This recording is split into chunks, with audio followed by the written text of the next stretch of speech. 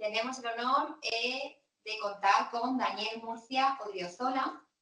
Él es licenciado en Derecho por la Universidad de Alcalá de Henares, máster en Práctica Jurídica por la Escuela Pedro Ibarretxe y máster en Protección de Datos por la Universidad Internacional de La Rioja.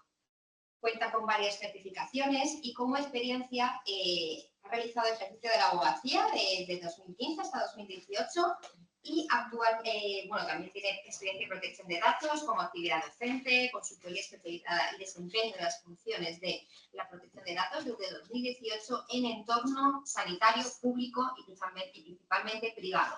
Actualmente ostenta el puesto de Senior Legal Advisor en Govertis, part of Telefónica Tech. Daniel, te damos paso y esperando a que nos cuentes cositas. Sí, pues Suberoa, Beatriz, Marta, Emilio, Inmaculada, muchas gracias. Muchas gracias al centro, muchas gracias al INSESU por invitarme a esta ponencia. Vengo representando a la compañía para la que trabajo.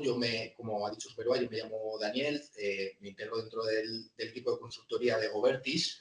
Govertis es una empresa que pertenece al Grupo Telefónica y, bueno, llevo ya más de 3 años y medio en esta compañía, 8 desde que empecé a interesarme por esto de la protección de datos, pues actualmente liderando, ¿no? y colaborando, ayudando a clientes tanto del sector público, especialmente del sector privado, y desempeñando las funciones de delegado de protección de datos para ayudar al cumplimiento de esta normativa, ¿no? Al no siempre fácil cumplimiento de esta normativa. Para mí hoy es un día muy especial porque, bueno, hace unos 8 años la protección de datos llamaba a mi puerta en forma de persona muy enfadada porque una entidad pública pues había divulgado sus datos sin ningún tipo de control, ¿no? Desde entonces me empecé a interesar por la materia y navegando por internet me encontré un vídeo en YouTube donde había un par de señores bastante serios pero con cara amigable que se llamaban Ricard Martínez y Javier Puyol. Bien, pues Javier Puyol hoy es uno de los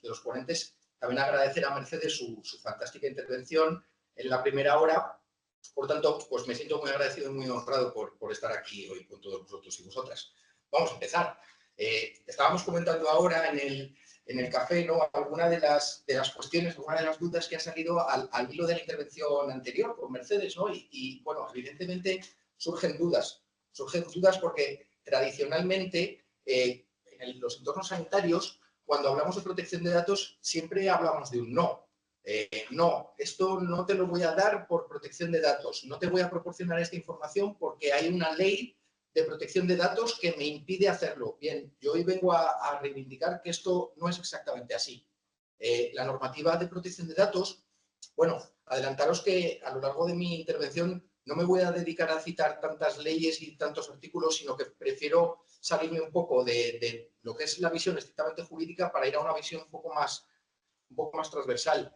Nos ha indicado, ya ha señalado perfectamente Mercedes cuál es el marco jurídico en el que nos desenvolvemos y este Reglamento Europeo de Protección de Datos, este RGPD, es una normativa que está concebida para permitir tratar datos, no para prohibir, ¿de acuerdo? Lo que pasa es que impone una serie de garantías y una serie de condiciones.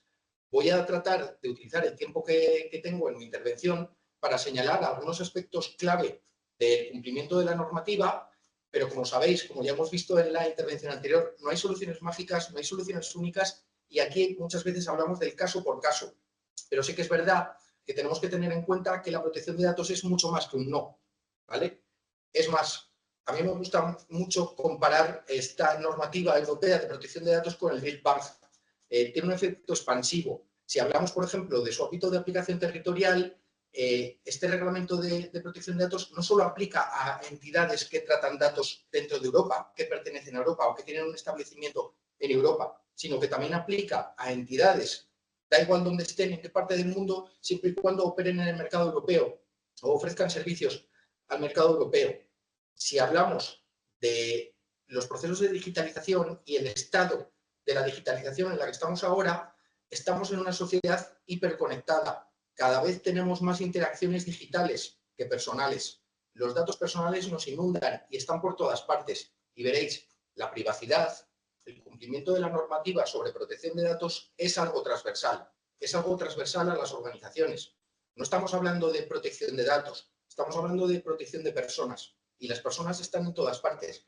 Por lo tanto, dentro de un esquema clásico de organización, pues de una organización del entorno sanitario, la privacidad debe ser una función más, ¿vale? Como puede ser IT, como puede ser legal, ¿no? Como puede ser una dirección médica. Lo que pasa es que estamos condenados a entendernos. La privacidad es algo que va a relacionarse y que va a interactuar con todas o casi todas, prácticamente todas las áreas de la organización.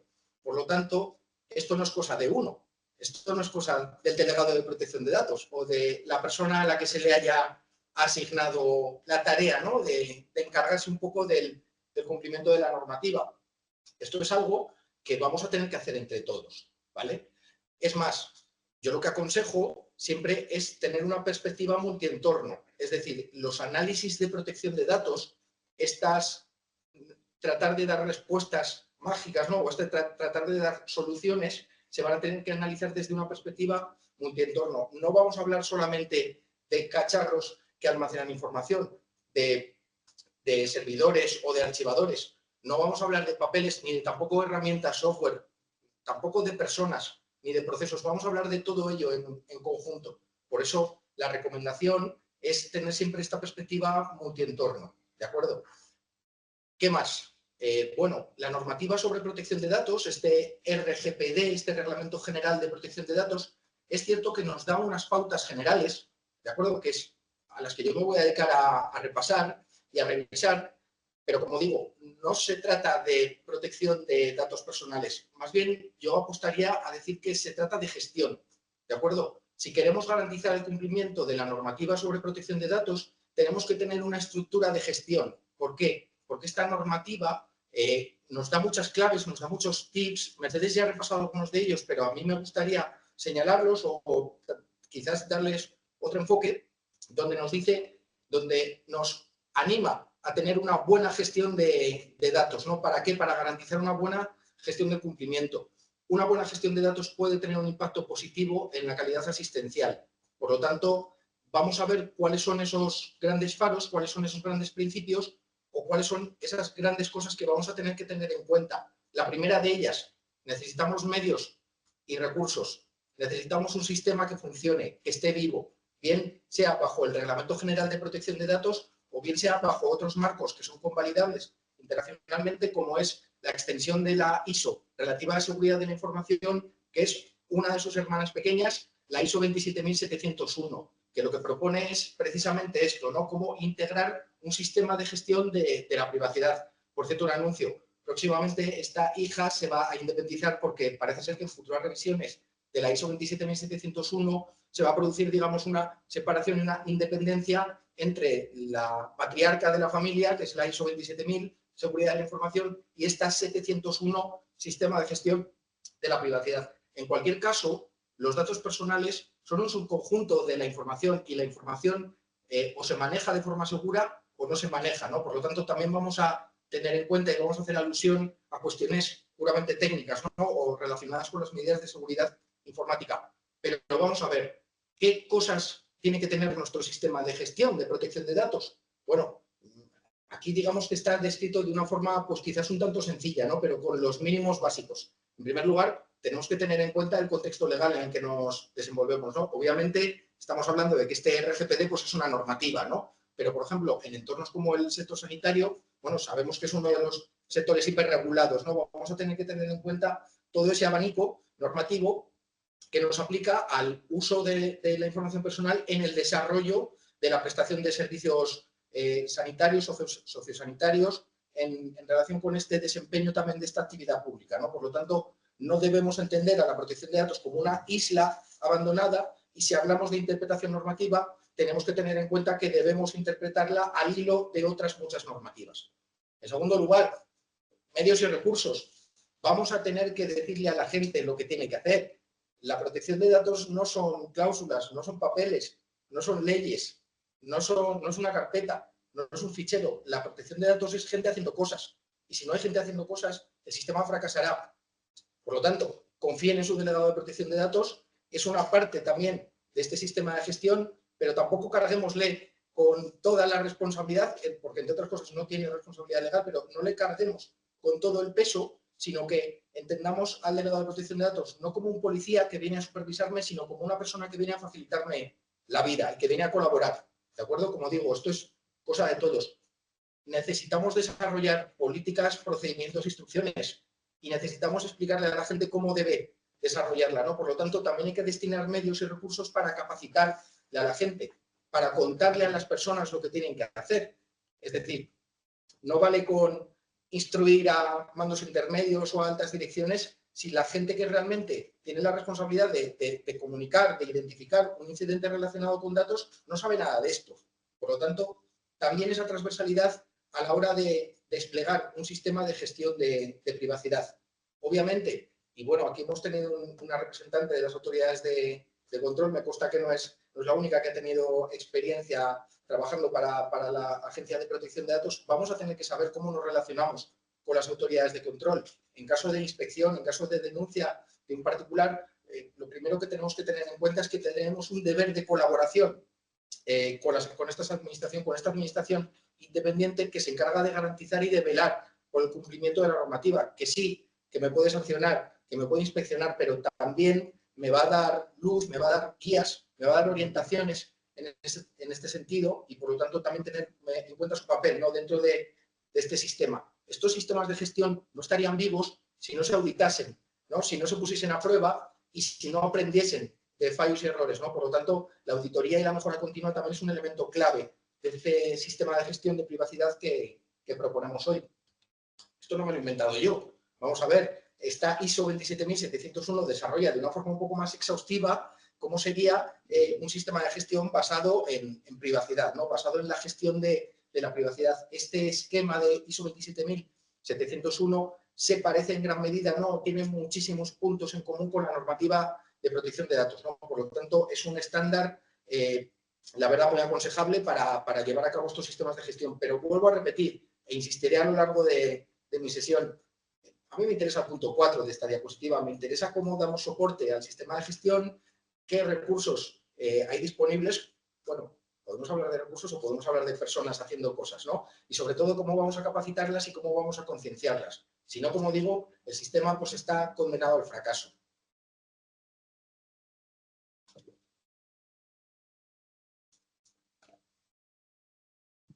Disculpad. Bien, vamos a empezar con algo que yo he llamado obligación de conocer, ¿no? Vamos a saber cuáles son las cosas principales que trae esta normativa y que vamos a integrar dentro de nuestro sistema de gestión de privacidad.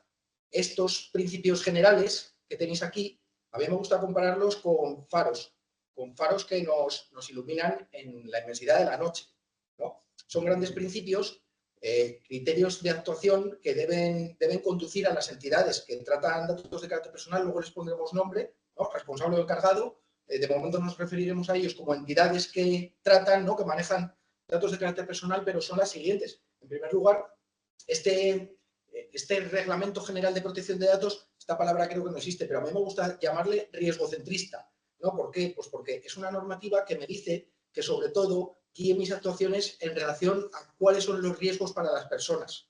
¿Y cuáles son los riesgos para las personas? Bueno, poner en peligro su información personal. El texto del reglamento en este sentido es bastante poético porque me habla de riesgos para los derechos y libertades, ¿de acuerdo? Pero bueno, ahora veremos cómo podemos traducir eso. En suma, es que se produzca un acceso no autorizado a los datos por alguien que en principio no tuviese que conocerlo, o que se derivasen de su tratamiento normal o anormal, se derivasen consecuencias negativas para una persona, como por ejemplo la usurpación de identidad o la discriminación.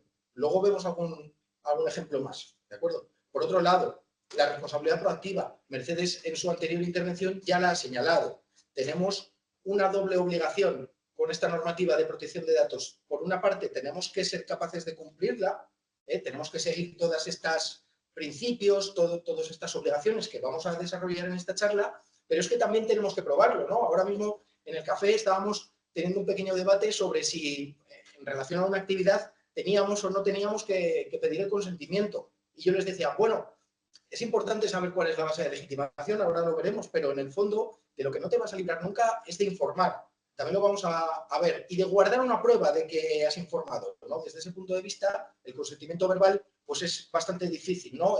Llevarlo a una parte de cumplimiento de la normativa.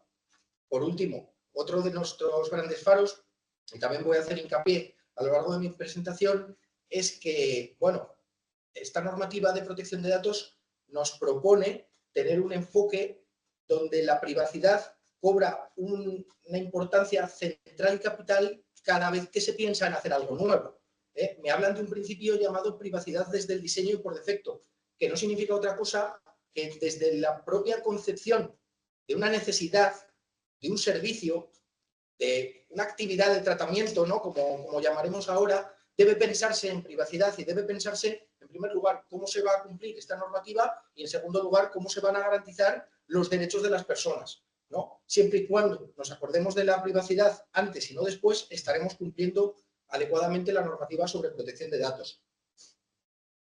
Primera premisa, si hablábamos de que este reglamento es riesgocentrista, tenemos que partir de la base de que cualquier uso de información, cualquier tratamiento, ahora explicamos lo que es un tratamiento, ¿vale? No es un tratamiento médico, creo que se ha referido antes Mercedes, pero a mí me gustaría subrayarlo. Tenemos que partir de la premisa de que cualquier uso de datos de carácter personal, de forma inherente, va a generar un riesgo para los derechos y libertades de las personas, con lo cual, desde el momento en el que tratamos datos de carácter personal, tenemos que pensar en cumplir.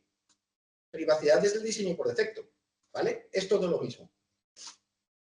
¿A qué pueden estar asociados esos riesgos? ¿No? Ya un poco más de forma concreta. La Agencia de Protección de Datos en el año 21 publicó una guía bastante exhaustiva donde confluían, ¿no? O se actualizaban, de hecho, y se unían en dos guías que tenían antes, ¿no? Una se llamaba de análisis de riesgos y otra se llamaba de evaluación de impacto. La evaluación de impacto es un análisis de riesgos cualificado. Hablaremos de análisis de riesgos, sobre todo. En esta guía de 2021 de la Agencia de Protección de Datos, bueno, se nos ilustra de forma fantástica cómo puede realizarse una verdadera gestión de riesgos para los derechos y libertades, solo que a veces resulta un poco farragoso, ¿de acuerdo? Entonces, tendamos a la simplificación.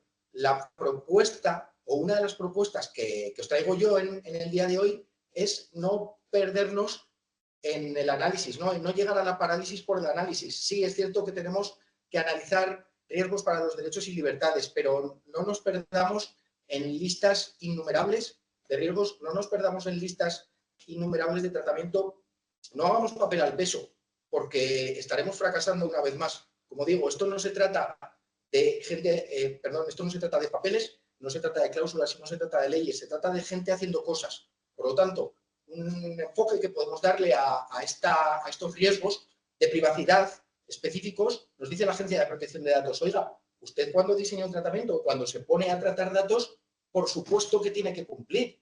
Este análisis de riesgos no se tiene que basar en toda vez que no cumpla estoy en riesgo. No se trata de eso. Tenemos que analizar qué es lo que le puede pasar a la persona. Y hay un enfoque bastante interesante que viene de un profesor de la Universidad de Pensilvania, con la que además comparto nombre, se llama Daniel Solov, que propone una taxonomía de riesgos de privacidad bastante interesante, donde principalmente los riesgos pueden estar asociados a la recopilación de datos, es decir, cuando yo estoy recogiendo la información, cuando la entidad está procesándola, está tratándola en sus más amplios términos, o cuando la difunde, cuando la comparte. No me gusta hablar de cesión, ¿vale? Aunque muchas veces no sale, porque a lo largo de todo el texto del reglamento ni de la legislación española ya aparece la palabra cesión por ninguna parte. Eso de cedente y cesionario creo que murió. Hablamos de comunicaciones de datos y a veces hablamos de comunicaciones de datos a encargados de tratamiento, ¿de acuerdo? Vinculado a los 3 puntos anteriores, a la recopilación, al uso o a la difusión de la información, ¿no?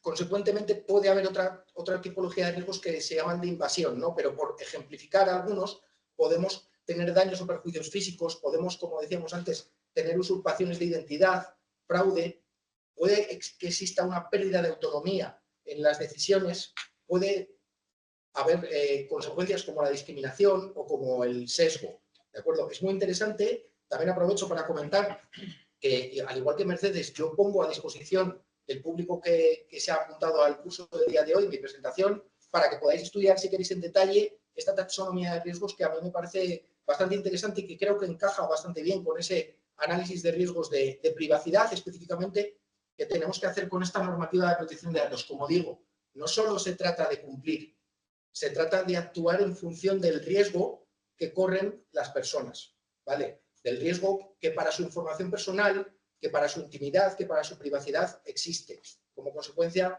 como digo, de un tratamiento normal o como consecuencia de una brecha de datos, ¿de acuerdo? Hablando de brechas de datos, la privacidad es mucho más. Durante la crisis provocada por la pandemia COVID-19 se observó un aumento significativo de los ciberataques. Hay un informe del Departamento de Salud del Gobierno de los Estados Unidos que dice que durante la crisis del coronavirus, durante el 2020, se identificaron daños que afectaron a más de 600 entidades del entorno sanitario y sociosanitario en Estados Unidos que tuvieron un coste de 21.000 millones de dólares, afectando a millones, ¿no? Paralizando o bloqueando millones de datos personales de los pacientes allí.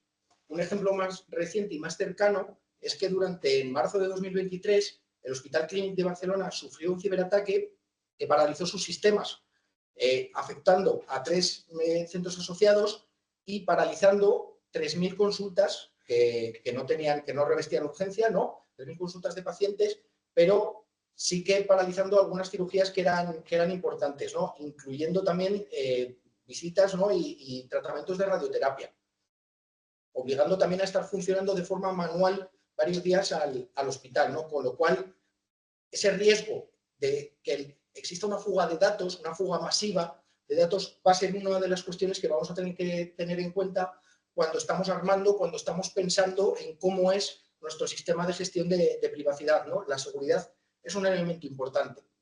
Decíamos antes, he venido aquí a hablar de tratamientos, pero no de tratamientos médicos. La normativa de protección de datos, cuando define cuáles son las principales figuras, me habla de tratamiento, además de una forma claramente intencional, en un sentido muy amplio, porque me dice que un tratamiento es cualquier cosa que yo haga con datos de carácter personal, ¿vale? Quedaros con esto, una definición excesivamente amplia, desde recogerlos, almacenarlos, compartirlos, incluso borrarlos, ¿no? Cruzarlos o metérselos al ChatGPT, todo eso es un tratamiento de información personal y por lo tanto va a estar sometida a esta normativa.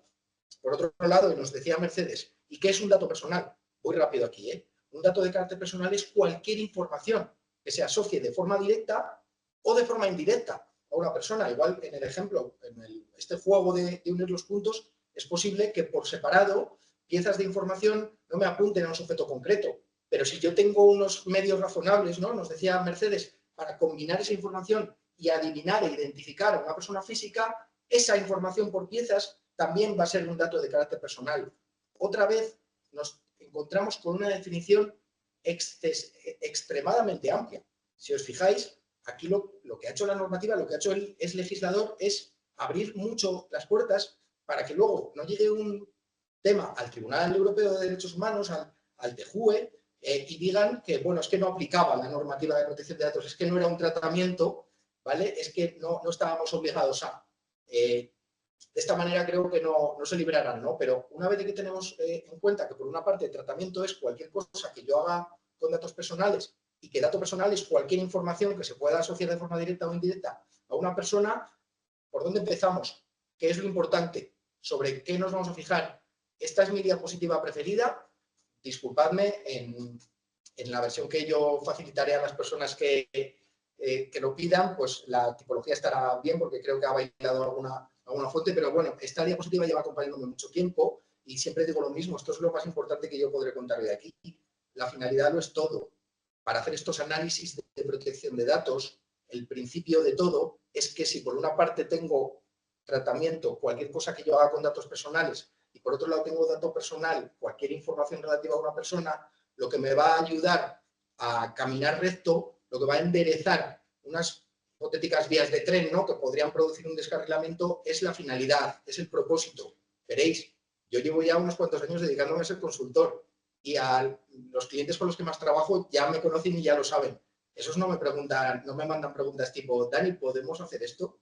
Ya me vienen un poco con un problema un poco más complejo, ya analizado y desarrollado, pero durante muchos años he recibido muchas consultas de Daniel, ¿podemos hacer esto por protección de datos? Y yo lo que les pregunto es, ¿para qué quieres tratar los datos? ¿Cuál es tu propósito? ¿Cuál es tu finalidad? ¿De acuerdo? ¿Por qué? Porque a partir de ahí va a empezar todo lo demás. Tenemos que tener clara la finalidad. Ahora vamos a dar un par de pinceladas más, pero es que a partir de que existe una necesidad de tratar datos de carácter personal, empiezan las obligaciones. Lo primero de todo, ¿quién es el responsable de tratamiento? La entidad, persona jurídica, ¿no? Bueno, persona física podría ser en el desempeño de una labor profesional, ¿no? Por ejemplo, estoy pensando en los autónomos, ¿no? Médicos autónomos. Por ejemplo, una entidad o una autoridad pública que decide cuál es la finalidad y qué se hace con los datos. Fijaos que a partir de ahora y en adelante voy a estar otra vez volviendo a la diapositiva y refiriéndome a la diapositiva de la finalidad, porque la finalidad es importante. Lo que atribuye obligaciones a una entidad, a una organización, es el hecho de que decide qué es lo que se hace con los datos. Y esto no lo pone en el reglamento, pero también puede ser porque hay una ley que le impone esas obligaciones o que resulta como título habilitante para tratar esos datos, ¿no? Entonces diremos que una entidad que es responsable de tratamiento y sobre la que recaen todas las obligaciones de la normativa es aquella que o bien decide qué es lo que se hace con los datos o bien le viene impuesto por imperativo legal. Está cumpliendo alguna norma o está desempeñando alguna función pública, ¿no? Entonces, quedémonos con esto.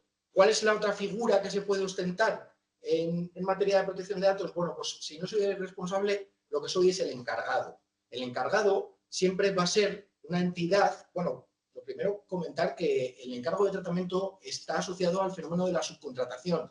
Hoy en día es raro pensar en una organización que sea completamente autónoma y siempre existen subcontrataciones de servicios, ¿no? Entonces, asociado también, no únicamente, ¿no? Pero asociado también a la subcontratación de servicios existe la figura del encargado de tratamiento, aquella organización en la que yo confío para que en mi nombre y por mi decisión trate datos de carácter personal.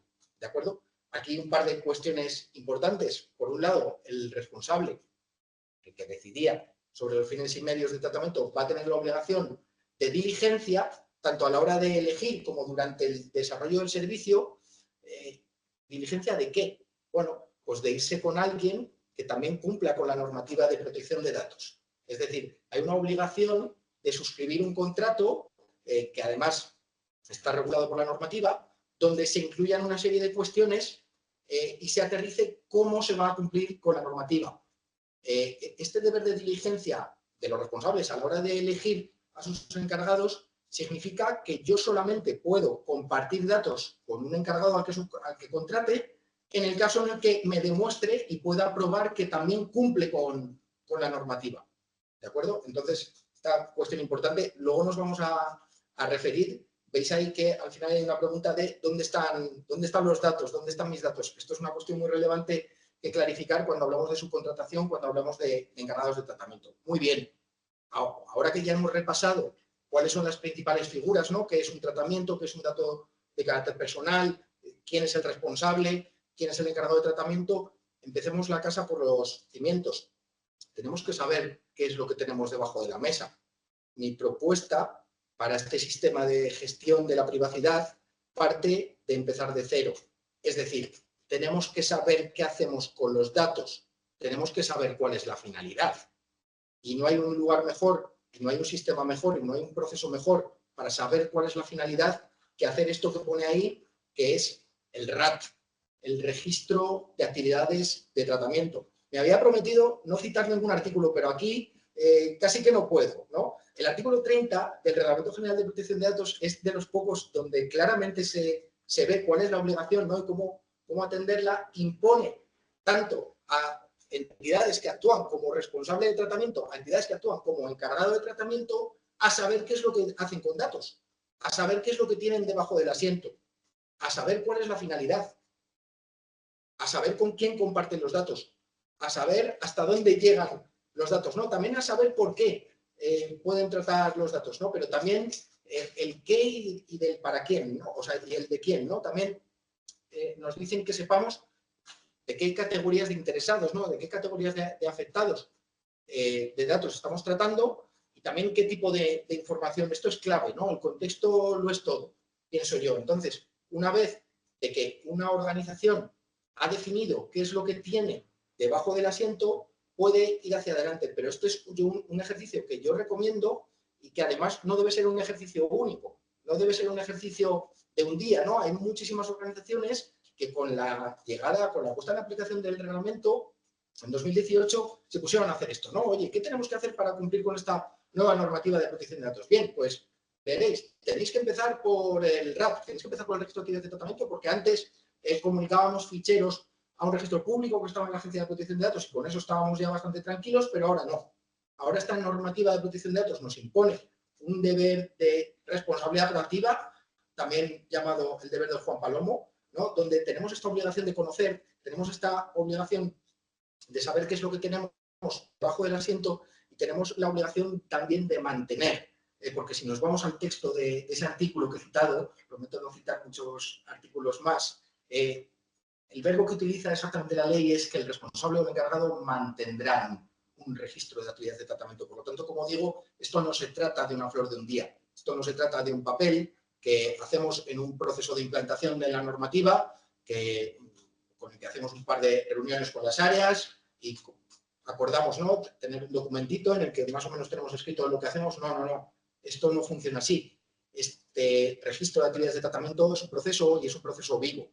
Debe revisarse. Y si hablamos de privacidad desde el diseño por defecto, tenemos que tenerlo en cuenta, no solo en revisiones que tengan carácter temporal, que se hagan pues cada año, cada medio año, sino también cada vez que vaya a existir un nuevo servicio, que vaya a existir una adquisición de tecnología, un cambio en los medios de tratamiento. Todas esas veces vamos a tener que tener en cuenta el RAT, el registro de actividades de tratamiento, porque lo que no esté en el RAT no está. ¿De acuerdo? Vamos adelante. Bien, ya sabemos más o menos qué es lo que tenemos debajo del asiento, ¿no? Ya sabemos si tratamos datos como responsable, si además tratamos datos como encargados, ya sabemos que somos nosotros la entidad la que, bueno, en principio es responsable, aunque, como sabéis, se pueden derivar otras responsabilidades para los profesionales sanitarios, ¿no? Una vez que ya sabemos todo eso, vamos a otra parte de la charla a la que yo le he llamado las reglas del juego. Una vez de que ya tenemos claro quién somos y qué es lo que hacemos con datos, vamos a ver cuáles son las reglas que nos impone esta normativa, otra vez principios, ¿vale? Lo que pasa es que esto se llama principios relativos al tratamiento, que nos impone la normativa para poder tratar datos de forma adecuada, ¿vale? Empecemos por el principio, la finalidad. Como veréis, redundaré y repetiré muchas veces en todo esto, ¿no? Bueno, la finalidad es el motivo o fin que justifica que una organización tenga que tratar datos, ¿vale? ¿Cuál es el secreto? Bueno, pues el secreto es que los tratamientos, ¿no?, estas finalidades, estas actividades de tratamiento pueden agruparse en cajones, en cajas, que pueden ser grandes, pueden ser pequeñas, pero que siempre tiendan a una finalidad común, ¿vale? Podemos hablar de grandes finalidades y de sus finalidades. Entonces, a la hora de definir un registro de actividades de tratamiento, a la hora de saber qué es lo que tenemos en casa, nos fijaremos siempre en cuáles son los fines últimos del tratamiento. Trataremos de ser lo más específicos posibles, también acotar los fines, ¿no? Porque no puede ser que yo llegue, ¿no?, como comentaba antes Mercedes, de todo el ámbito laboral hay una infinidad de usos y motivos que justifican que se puedan tratar datos de carácter personal. Por lo tanto, yo no puedo hacer una caja tan grande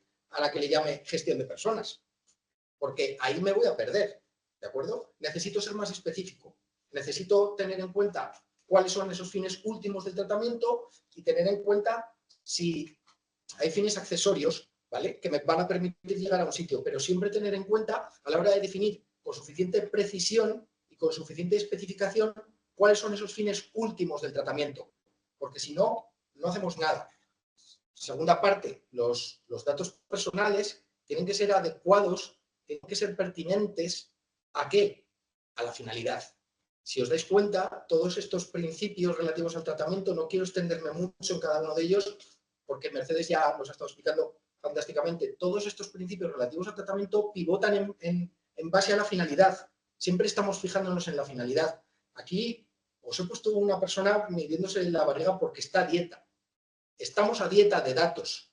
Este principio de minimización, este principio de limitación de la finalidad me dice que a la hora de pensar en qué datos tengo que tratar, solamente tengo que tratar aquellos que me sirvan única y estrictamente para conseguir esa finalidad que yo he determinado antes, que yo he detallado antes. ¿Veis cómo todo sale de la finalidad? ¿Veis cómo todo parte de describir y definir de forma adecuada, de forma precisa, una finalidad y de tenerlo en cuenta? A partir de ahí viene todo lo demás. A partir de ahí voy a poder cumplir estos principios, ¿no?, de minimización. Veréis, está prohibida en protección de datos la regla del PSA. No podemos guardar datos por si acaso. La regla del PSA está prohibida, ¿no? Entonces, acordaros de estas cosas que os estoy contando porque estos principios relativos al tratamiento son clave a la hora de desplegar este sistema de gestión de la privacidad y a la hora, en última instancia, de cumplir con la normativa.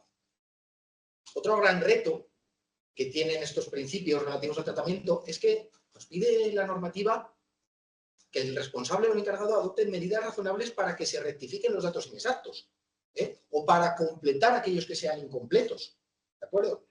Entonces, en el caso del ámbito sanitario, ¿no?, ya ciñéndonos estrictamente al ámbito sanitario, va a ser el profesional o va a ser el facultativo el que decida, conforme a un criterio clínico, conforme a un criterio sanitario, hablando de una forma más amplia, si procede o no procede la rectificación de datos exactos o inexactos, ¿no? Me imagino que vosotros en el desempeño de vuestras funciones habréis visto de todo y habréis visto, pues, solicitudes que la verdad es que no tenían mucho fundamento, porque no tenían fundamento médico, ¿no? Entonces, en el caso de la rectificación, de la actualización de datos relativos a salud, va a ser el facultativo el que va a tener que expresar su opinión sobre si procede esa actualización o esa rectificación. Pero en cualquier caso, las entidades que tratan datos, el responsable y el encargado, tienen esta obligación de disponer de medidas razonables, ¿no?, de medidas suficientes para que estos datos puedan ser completados o puedan ser actualizados. En el ámbito de la salud, en el ámbito, pues, de un tratamiento médico o pautar un tratamiento, ¿no?, o de una historia clínica, yo creo que es obvio la importancia, es obvia la importancia que tiene, ¿no?, una buena exactitud de los datos o que estos no sean alterados de forma incontrolada, ¿no? Porque, bueno, pues ya sabéis vosotros que darle un medicamento a una persona que no le correspondía, pues puede producirle una situación de riesgo claramente, ¿verdad? Eso lo sabéis muchísimo mejor que yo. Otra cosa, y esto también es objeto de debate, otra de las reglas del juego es que, nos lo explicaba Mercedes en la anterior ponencia, es que para tratar datos necesito una causa que lo justifique, necesito una cosa que llaman legitimación o base de legitimación. Cuando trato datos de los normales, ahora vamos a ver qué significa eso. Necesito una causa que legitime el tratamiento de datos. El profesor Lorenzo Cotino de la Universidad de Valencia, también uno de mis profesores, hablaba de 6 caminos, ¿no?, de 6 formas, ¿no?, de bautizar al niño. Hablaba de 6 posibilidades, ¿de acuerdo? Consejo, lo ha señalado Mercedes antes, yo lo voy a subrayar, tanto en el ámbito laboral como en el ámbito de la salud, el consentimiento tendría que ser algo de última ratio, al que acudir de forma excepcional. ¿Por qué? Pues porque si hablamos de entidades públicas, vamos a hablar de que existe un interés público. Además, si hablamos de un entorno hiperregulado como el entorno de la salud, vamos a hablar del cumplimiento de obligaciones legales. También vamos a hablar de que puede existir un interés vital del interesado, es decir, cuando la vida está en juego, la protección de datos debe apartarse, ¿vale?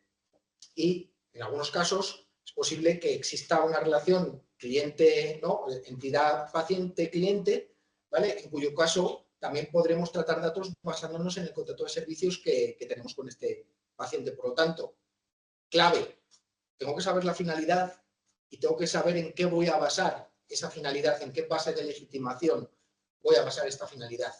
Decía, tenemos estos 6 caminos para tratar los datos normales. ¿Cuáles son los datos normales? Bueno, los datos normales van a ser todos aquellos que no sean especiales. En el ámbito que nos interesa hoy, los datos especiales, los datos sensibles, los datos, dice la normativa, de categorías especiales, principalmente van a ser los datos de salud.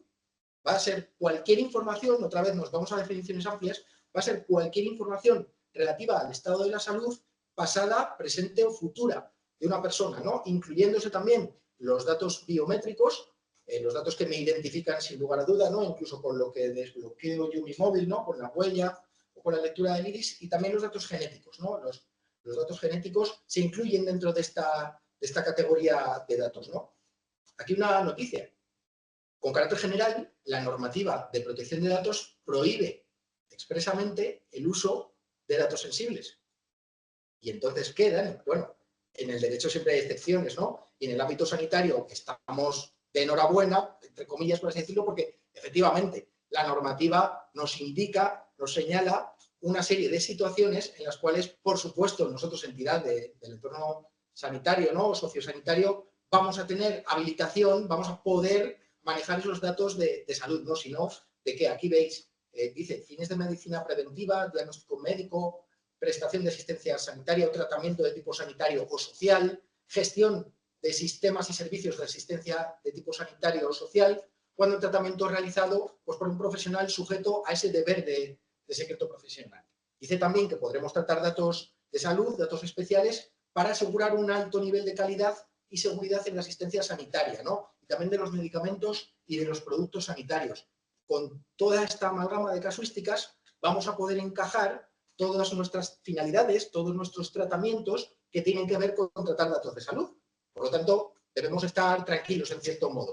Es decir, no estamos tratando datos de forma ilegal, ¿de acuerdo? Estamos, o más bien tenemos, la obligación de saber para qué estamos tratando los datos de carácter personal y luego todo lo que viene después.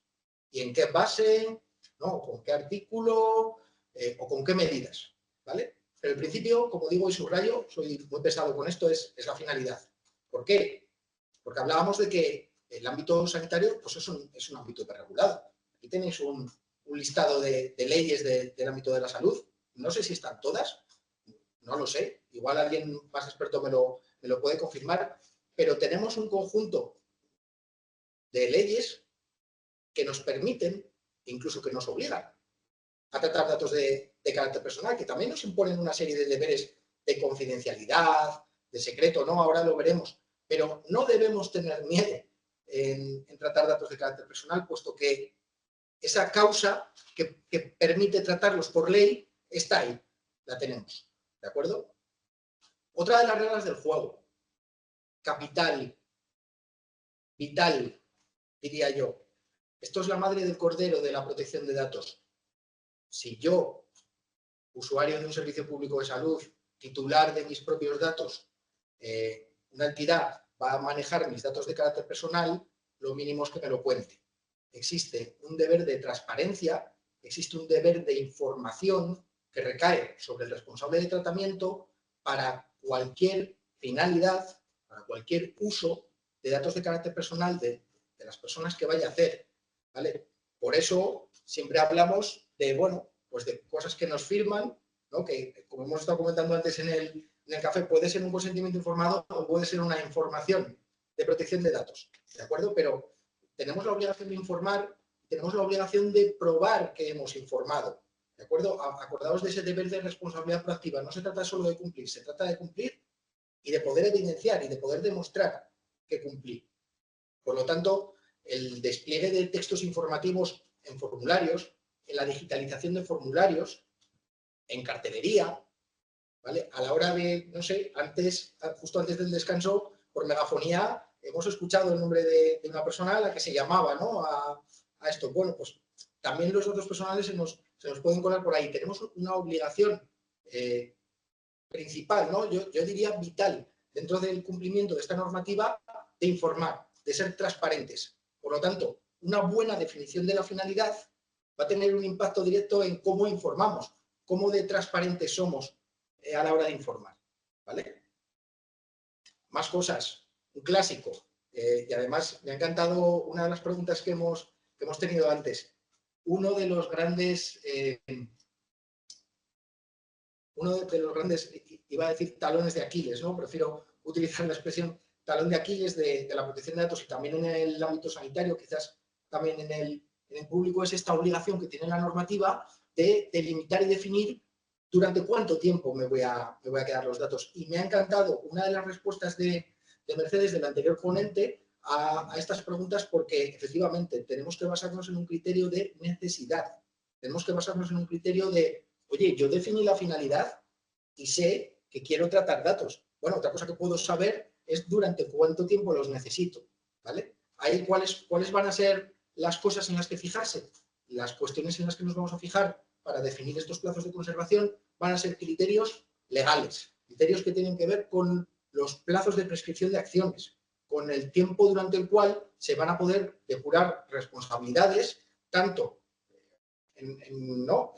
accionando como defendiéndote como entidad que ha procesado datos. Si hablamos de la historia clínica en concreto, bueno, pues la normativa sanitaria establece que al menos durante 5 años desde el proceso de alta asistencial conservar los datos. Por normativa autonómica, estos plazos se pueden aumentar. Y además, en el derecho español, esto es una cosa que es propia de nuestra legislación nacional, no es propia del Reglamento General de Protección de Datos, se permite una cosa que se llama el bloqueo de datos, que es que una vez de que los datos dejaron de servir a la finalidad para los que fueron recogidos, yo me los voy a poder quedar durante un tiempo aplicando determinadas medidas de seguridad que tienen que ver con el bloqueo, que tienen que ver con limitar el acceso a los datos, guardarlos de forma segura, solamente a disposición de 1 o 2 personas responsables que puedan llegar a acceder a ellos si en algún momento fueran necesarios, ¿no? Fueran necesarios para depurar responsabilidades.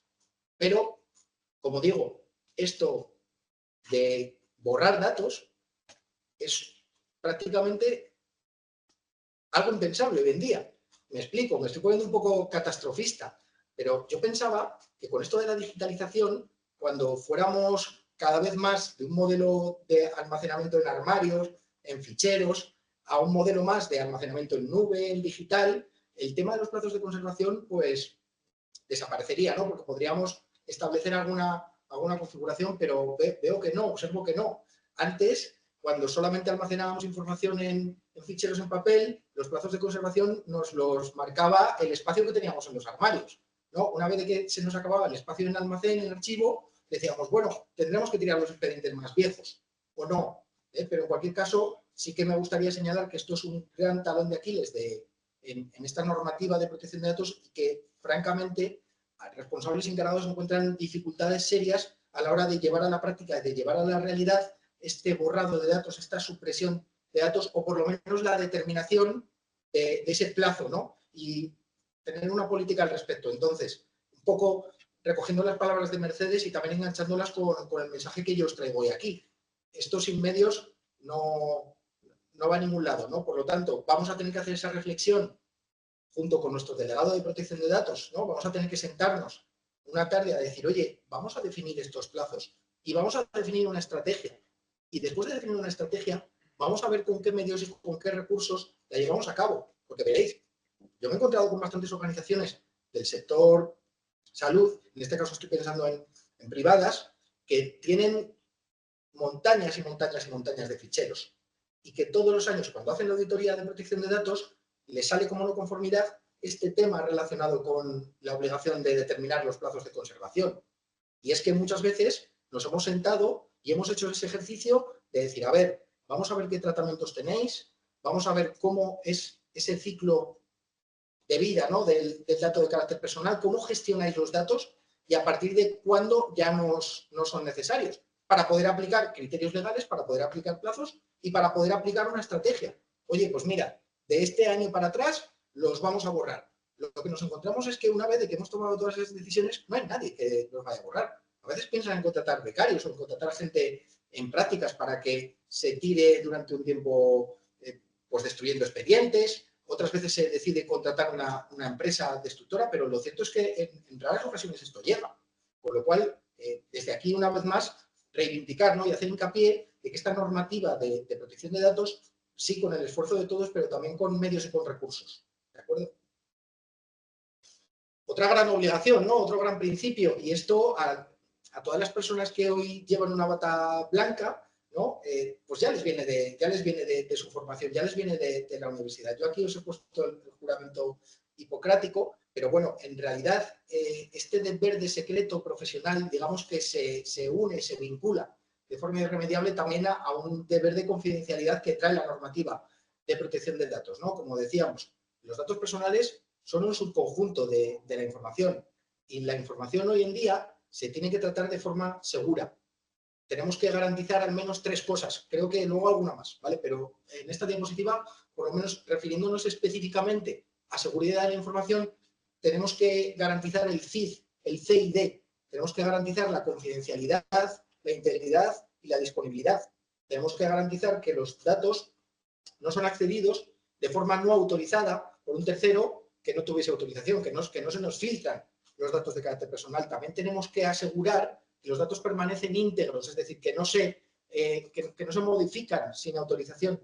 Y por último, o por penúltimo diríamos, tenemos que garantizar que los datos están disponibles, ¿no? Parte de estas tareas van a quedar directamente vinculadas a lo que viene siendo el ámbito TI, el ámbito de los informáticos, ¿no? Del área de sistemas. Es toda la parte de gobierno o de gestión de la seguridad de la información con la que nos tenemos que aliar, en este caso, para garantizar estas cuestiones, ¿no? Unas cuestiones que son puramente técnicas. Ahora bien, si pensamos en la ciberseguridad, en la seguridad informática, como una defensa en cadenas, ¿no? Una cadena es tan fuerte como el más débil de sus eslabones. Y habitualmente, esta es una frase muy manida, ¿no? Pero el ser humano precisamente suele ser el eslabón más débil de la cadena. Por lo tanto, no vale de nada que tengamos unos sistemas informáticos fabulosos si realmente pues, yo comparto mi contraseña con el compañero, o cuando estoy de vacaciones no sé muy bien qué hacer, o no tengo cuidado, o no sigo las directrices que me están marcando, ¿no? O que no aviso cada vez que detecto algo raro dentro de un dispositivo informático. Por lo tanto, sí, seguridad informática sí, pero seguridad con personas también, ¿de acuerdo? Muy bien, una vez de que ya hemos hecho un repaso, no sé cómo voy de tiempo, una vez de que ya hemos hecho un repaso a cuáles son, primero, los grandes faros que nos iluminan en la inmensidad de la noche y de cuáles son los principios relativos al tratamiento, cuáles son las reglas del juego, ahora vamos a proponer un modelo. Vamos a señalar cuáles son los elementos principales que nuestro sistema de gestión debería adoptar. Y cuando hablo de sistema de gestión, vuelvo a repetir, hablamos de personas haciendo cosas. Uno de los faros que hemos estado viendo es este de la privacidad desde el diseño y por defecto. Este principio, que se resume en, da igual, no hace falta que nos leamos esto, que se resume en antes y no después, acordarnos de la privacidad antes y no después, se despliega a su vez en 7 grandes principios en los que tampoco voy a entrar, pero supone un enfoque centrado en la persona, ¿no? Es decir, si la persona es titular de sus datos de carácter personal, vamos a empoderar a la persona, vamos a permitir a la persona ejercer sus derechos y nosotros cumplir desde el inicio, desde la concepción del tratamiento, ¿no? Aquí, idealmente, tenéis un pequeño esquemita donde fijaos qué es lo que está arriba a la izquierda, ¿no? De arriba a la izquierda, o sea, de izquierda a derecha, de arriba a abajo, es como se leen las cosas, ¿verdad? Vale. Fijaos, lo primero que pone, lo primero que nos sale es definición del tratamiento, finalidad. Una vez de que tenemos clara la finalidad, vamos a poder atribuir, vamos a poder definir qué requisitos organizativos y técnicos necesitamos, pero también, y sobre esa base, vamos a definir qué objetivos, ¿no? Qué requisitos va a tener el cumplimiento de la normativa en privacidad. Solo entonces podremos pasar a la fase de diseño y desarrollo, ¿no? Y durante la integración, durante las pruebas y durante la operación, la propia operación del tratamiento, vamos a seguir verificando constantemente la privacidad. Esto sobre el papel es muy bonito y de una forma teórica suena muy bien, pero no os podéis imaginar la cantidad de veces que me han llamado cuando el daño ya estaba hecho, ¿no? Y decir, bueno, aquí la privacidad desde el diseño por defecto no se puede aplicar, ¿no? Entonces, idealmente, tenemos que establecer unos objetivos. Además de que el tratamiento de información o será seguro o no lo será, además de garantizar esa CID, esa confidencialidad, integridad y disponibilidad, hay 3 objetivos más que tienen que ver directamente con la privacidad, como son la transparencia, es algo que ya hemos tocado, que es un valor en sí mismo y que a continuación también me referiré, es la desvinculación, es decir, siempre que podamos vamos a poder separar, siempre que podamos vamos a tener que anonimizar, vamos a tener que separar La información, siempre que no necesitemos identificar a una persona, no la vamos a identificar. El objetivo de la desvinculación es ese. Y vamos a tener que controlar, vamos a tener que proporcionar control a la persona sobre sus propios datos de carácter personal. Con estos objetivos en mente, podemos desplegar de forma adecuada un sistema de gestión de la privacidad que además que además sirva para cumplir a estos principios relativos al tratamiento que hemos visto justo ahora, ¿no? El de minimización, exactitud, confidencialidad, estar a dieta de datos, efectivamente, etcétera, etcétera, ¿vale?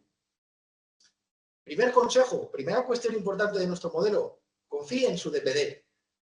Asegúrese de tener un delegado de protección de datos nombrado. En el caso de las administraciones públicas, pues es obligatorio. Asegúrate de saber quién es, de tener su contacto, de que os conozcáis y sobre todo de trasladarle aquellas cuestiones que en la normativa de protección de datos empiezan a volverse un poco áridas, ¿vale? Él tampoco es un mago que va a sacarse de la chistera soluciones mágicas, ¿de acuerdo? Pero con la cooperación de todos, pues una mejor protección de datos, un mejor cumplimiento es posible. Esta persona va a hacer de interlocutora entre las autoridades de control, la Agencia de Protección de Datos y las personas interesadas. Es una persona que puede recibir, pues una función más bien que puede recibir solicitudes de ejercicio de derechos, que puede atender, puede interlocutar de forma válida con la Agencia de Protección de Datos, por lo tanto, su papel es fundamental. Como digo, no veáis, aunque tenga estas funciones también de supervisión y control, no veáis la función del delegado de protección de datos como un policía. Verlo más bien, o es mi consejo, ¿no? O es como a mí me gusta pensar que somos como alguien que viene a facilitar la tarea, ¿no? Que viene a facilitarte el que no tengas que decir eso de no, por protección de datos no podemos hacer. ¿De acuerdo?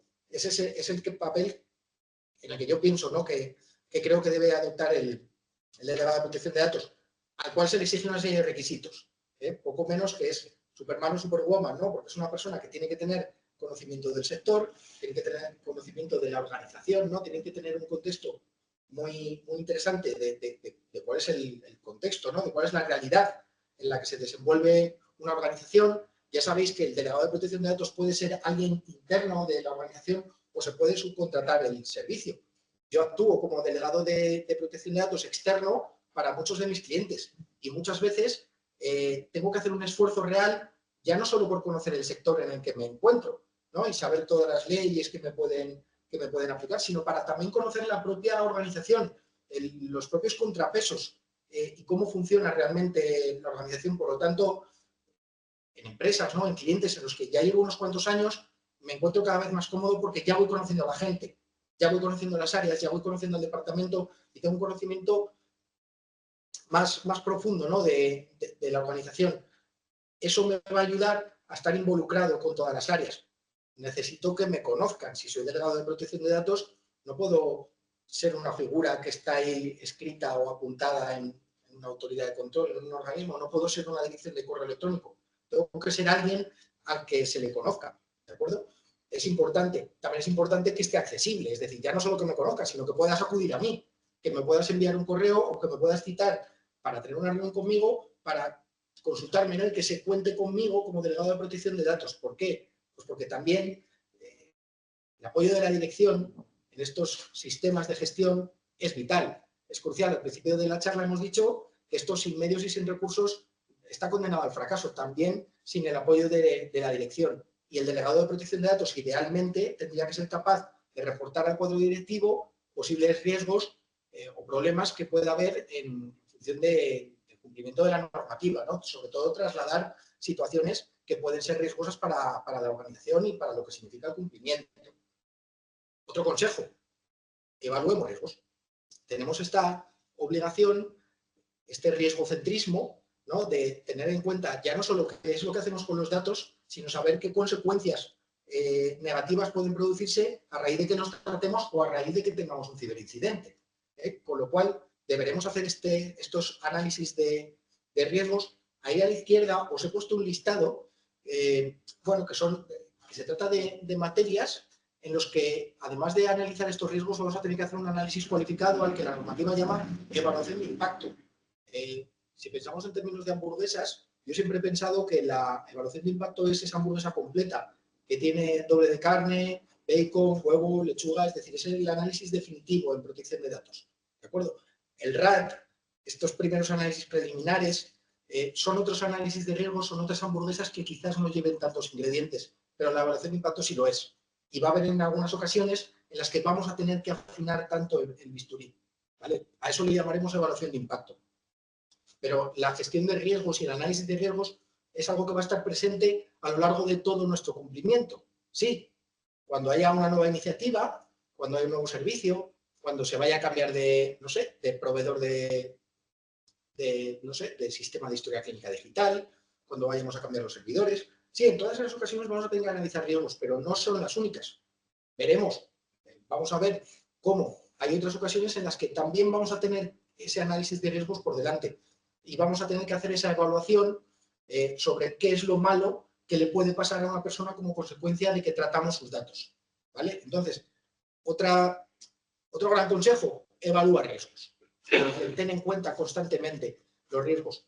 En el año 21, cuando la Agencia de Protección de Datos presentó esta guía a la que me he referido antes, de gestión del riesgo, en el acto de presentación, las personas de la agencia que tenían el acto de presentación dijeron, bien, está bien eso de documentar, ¿no? Y de tener documentados los análisis de riesgos, está bien que hagamos tablas de Excel, está bien que hagamos informes, está genial.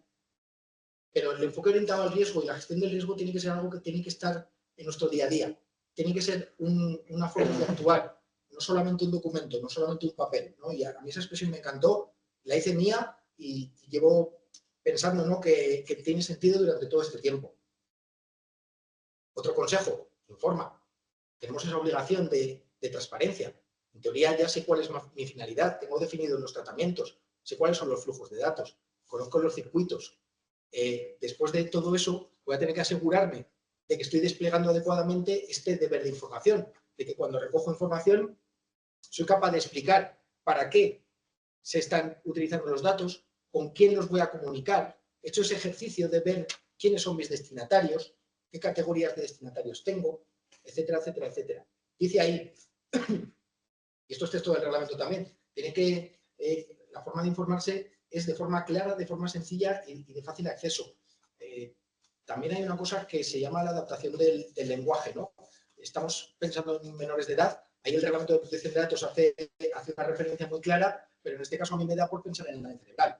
Es decir, es posible que en un contexto de una entidad que atienda al daño cerebral fuera posible, ¿no?, tuviera sentido darle una pensada a cómo adaptar el lenguaje de las cláusulas de protección de datos a estas realidades. Es algo francamente complejo, entiendo yo, aunque yo sé que no en la protección de datos, pero en el ámbito asistencial se ha avanzado en la simplificación del lenguaje, ¿no?, y en el desarrollo de un lenguaje adaptado. Por lo tanto, a mí me parece muy interesante esta cuestión en un ámbito como el del centro. ¿Vale? Más cosas. Medidas de seguridad, hemos dicho, y lo llevamos repitiendo a lo largo de la charla, el tratamiento de datos será seguro o no lo será. En el ámbito público tenemos todo un estándar de seguridad que tiene un nombre muy chulo, pero que en realidad también obedece a un Real Decreto, que es el Esquema Nacional de Seguridad. Pero en el día a día de los entornos sanitarios hay algunas cuestiones que son impepinables, ¿no?, como, por ejemplo, el bloqueo y el apagado del equipo informático en la política de mesas limpias, ¿no? No dejarme nada encima de las mesas o en una sala de reuniones, cerrar los despachos, cerrar los archivadores, saber dónde están las llaves, también la asignación de llaves, ¿no?, la recogida de llaves en mostradores. Los propios mostradores de recepción muchas veces también tienen documentación sensible expuesta.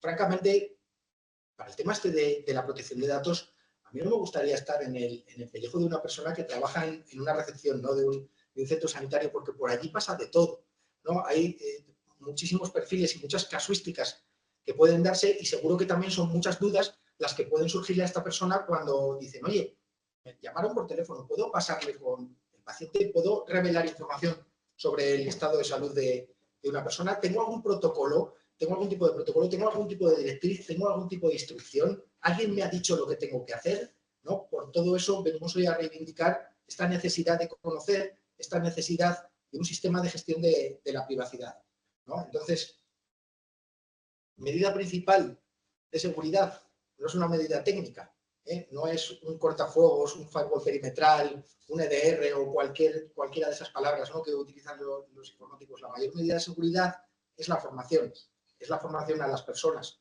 Es que las personas, que éramos el eslabón más débil de la cadena, ¿no?, y donde más del 80% de los ciberincidentes tienen como causa, ¿no?, el error humano, necesitamos tener a la gente capacitada, necesitamos contarle esto, no necesitamos explicarle en un artículo, necesitamos decirles que si tienen una sospecha de que están haciendo mal, consulten, y que si tienen la más mínima sospecha de que hay algo que pueda estar fallando o que ha habido un incidente que pueda tener afectación a datos personales, lo comuniquen de inmediato.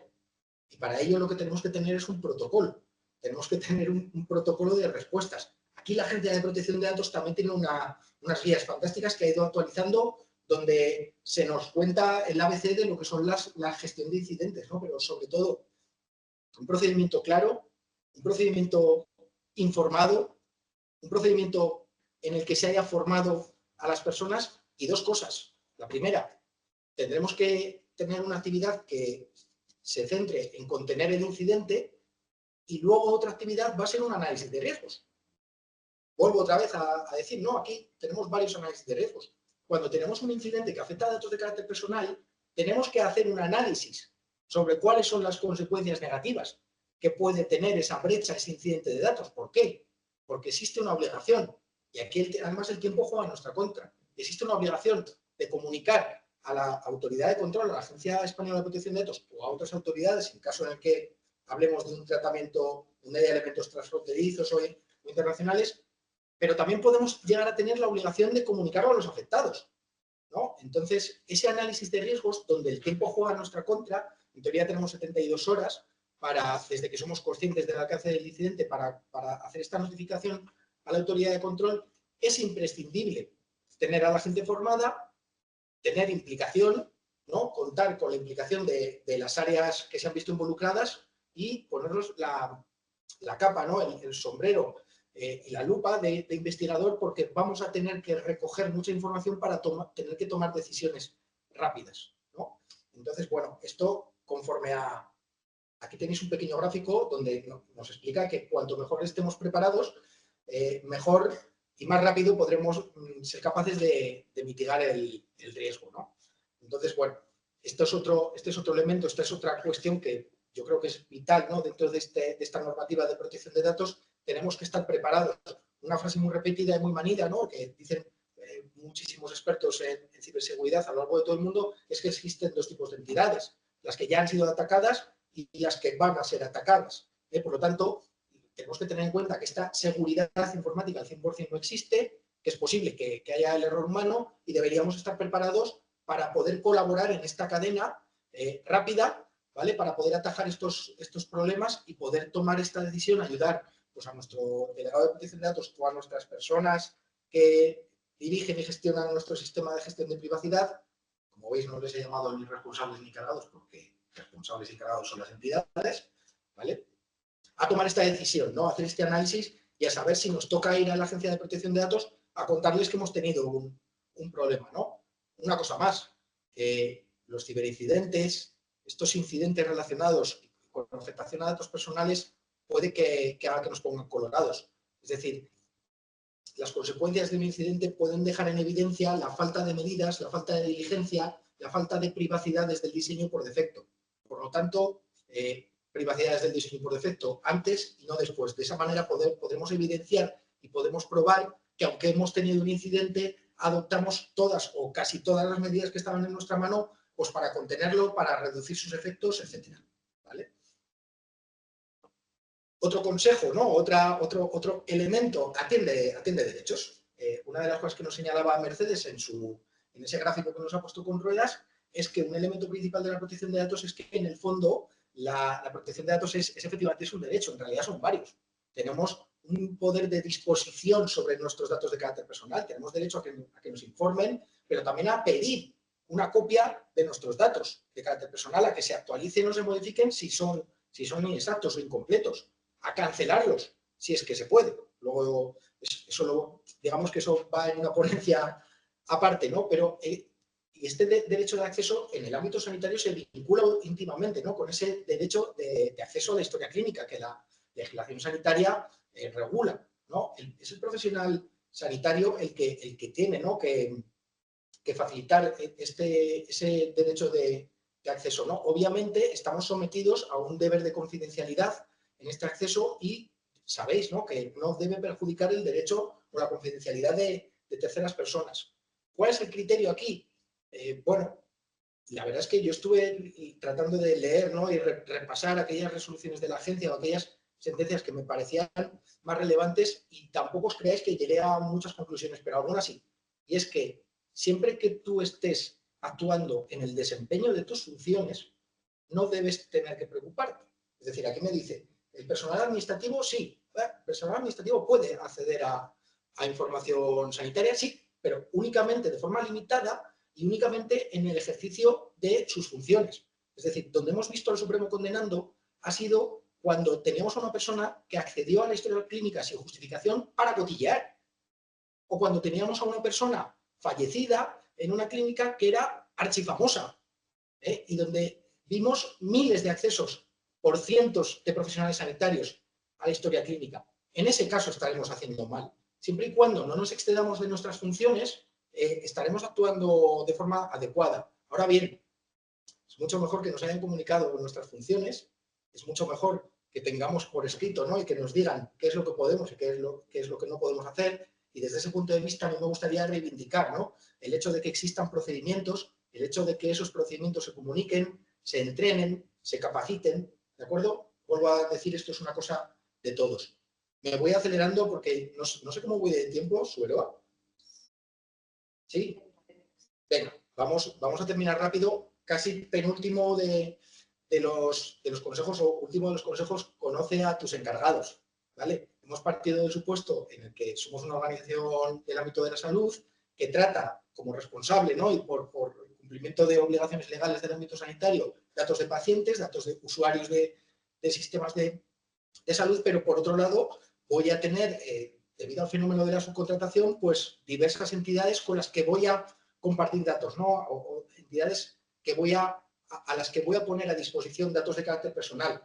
Ahí veis que yo os he puesto algunos ejemplos, ¿no? Todos los Amazon, Google, Microsoft son grandes encargados de tratamiento. En el ámbito de la videovigilancia es posible que una empresa de seguridad que tiene acceso a imágenes de videovigilancia también, pero por ejemplo en el ámbito de las pymes y de las micropymes, un encargado de tratamiento puede ser mi vecino, que controla de esto de Internet y que nos va a hacer una página web fantástica.